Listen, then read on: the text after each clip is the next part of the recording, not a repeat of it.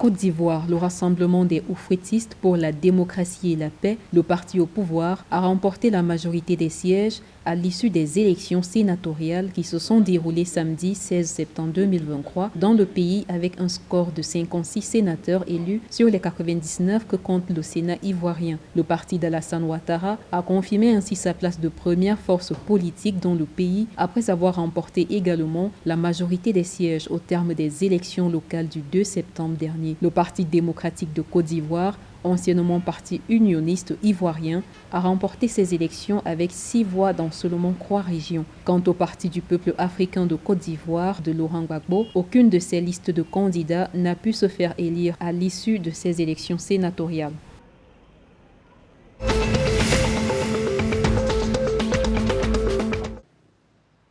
Les dirigeants du Mali, du Burkina Faso et du Niger ont signé ce samedi 16 septembre la charte du Liptako Gourma instituant l'Alliance des États du Sahel. Selon les initiateurs, le cadre vise à créer une architecture de défense collective et d'entraide au bénéfice des populations locales. Dans un document publié à cet effet, les signataires se sont alors engagés à établir les institutions nécessaires au fonctionnement et les mécanismes ultérieurs de l'Union et à rétablir les modalités de fonctionnement de cette structure. Le Mali, le Burkina et le Niger s'efforcent également de combattre toutes les formes de terrorisme et de criminalité organisée dans les espaces partagés de l'Alliance. Cette charte indique que toute atteinte à la souveraineté et à l'intégrité du territoire d'une ou de plusieurs parties contractantes sera considérée comme une agression contre les autres parties.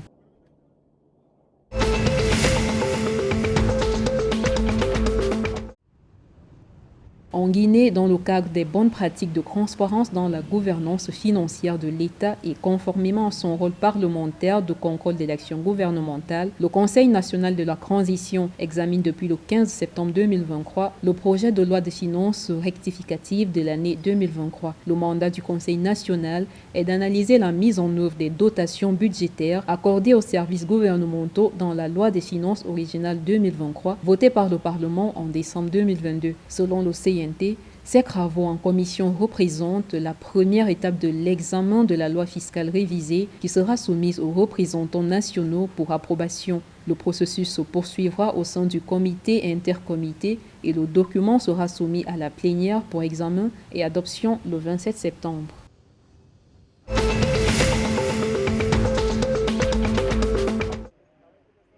Les autorités mauritaniennes ont annoncé le 15 septembre 2023 que 23 permis de recherche ont été délivrés à des entreprises opérant dans le secteur minier. Selon le ministère du Pétrole, de l'Énergie et des Mines, l'objectif est de redynamiser le secteur qui, ces dernières décennies, n'a connu que 2 grandes entreprises, Snim Iron Mine et Tasiast Gold Mine. Les responsables affirment que la Mauritanie est riche en ressources naturelles et que l'exploration et le développement ultérieur sont donc importants pour stimuler l'économie nationale. Le ministre a souligné le fait que les avantages découlant de la détention d'une autorisation de recherche peuvent être gelés s'il est démontré que le titulaire de l'autorisation de recherche n'est pas en mesure de remplir ses obligations envers l'État.